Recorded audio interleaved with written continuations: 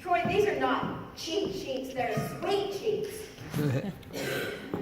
I'm Nancy Bean. Did I say sweet cheeks? They are. I'm Nancy Bean, and I'm a candidate for the Texas House. I am a career public educator, and I just retired in June from being a counselor for special needs children in Arlington ISD. So that I could fight full-time for public education. And that's what I'm doing. Because I believe that universal public education is the foundation for democracy. And I believe in democracy. It's essential. It's part of the infrastructure for not only a robust economy, but for the access to opportunity that we believe in, that Americans have fought for, that Texans are passionate about, for access to opportunity and for economic and social mobility. Without public education, that disappears.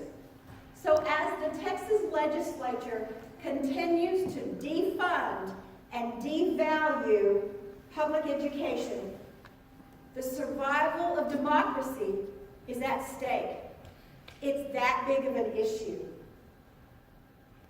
Quality public education relies on responsible funding. The Constitution, as you've heard already today, stipulates adequate funding for public education. The reasons your property taxes are going up is because your legislature has renounced that obligation. The money is there. It's the will that's missing.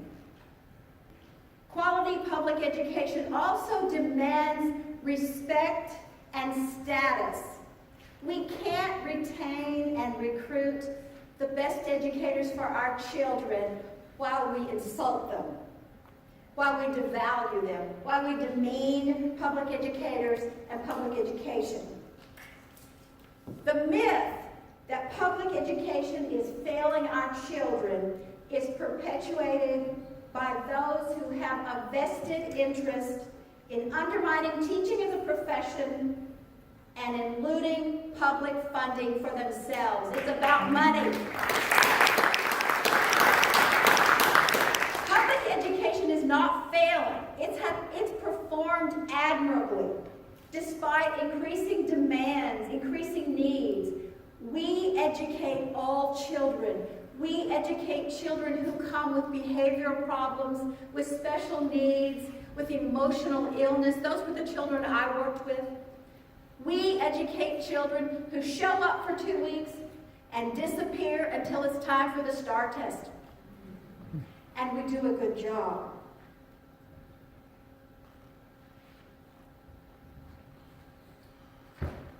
And they show up for the STAR test, and so now it's time to talk about that STAR test.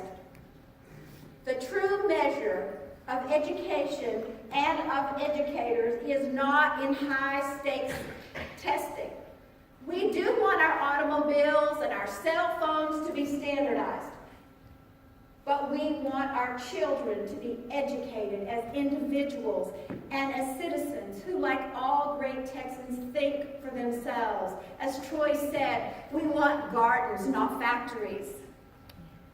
Accountability is not to be found in high-stakes testing, which sucks $500 million from our educational dollars.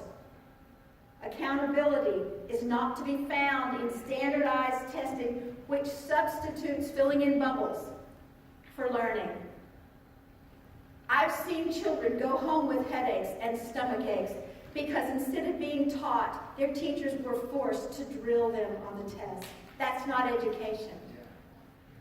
Accountability of education is all about real Texans contributing to self-governance and to community problem solving, like you're doing today. All Texans engaged in productive work and meaningful vocation. Meaningful assessment is formative and responsive to the needs and to the strengths of those children in that classroom. Meaningful assessment enriches rather than robs the classroom of learning. And professional educators already know how to do that. The quality of public education provided to the poorest and most vulnerable communities is really the truest measure of our commitment to democracy. Providing access to opportunity begins with access to public education, and that starts with quality pre-K. We know that early childhood is the smartest investment we can make in Texas, not just socially, but economically. In fact, estimates range from $2 to $4, some even as high as $7 or $9 for the economic payback for a quality, universal public education in early childhood. If Oklahoma can provide universal pre-K education, surely Texas can. Thank you. Quality education depends on quality curriculum that reflects academic consensus and marketplace requirements, which is why my first bid for office was for the State Board of Education. And then I found out all about the funding and decided I needed to run for the state legislature. Texas led the nation with our statewide standards. We had the TEKS long before Common Core came on the scene.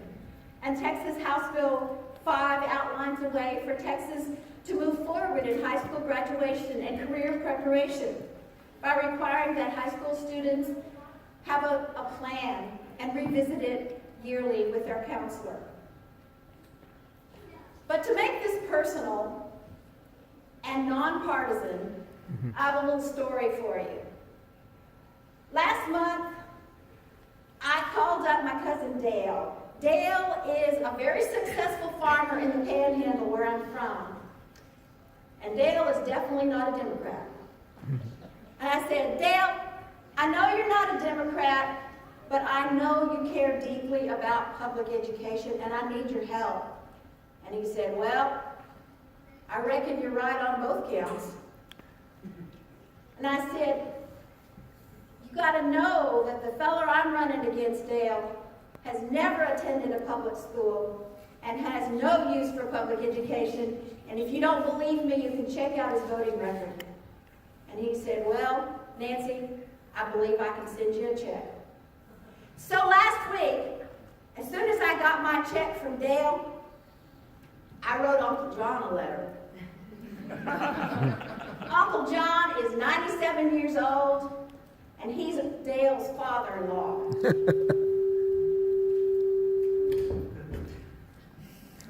I'd already asked Uncle John for an investment in my campaign 3 times, and he had already said no 3 times.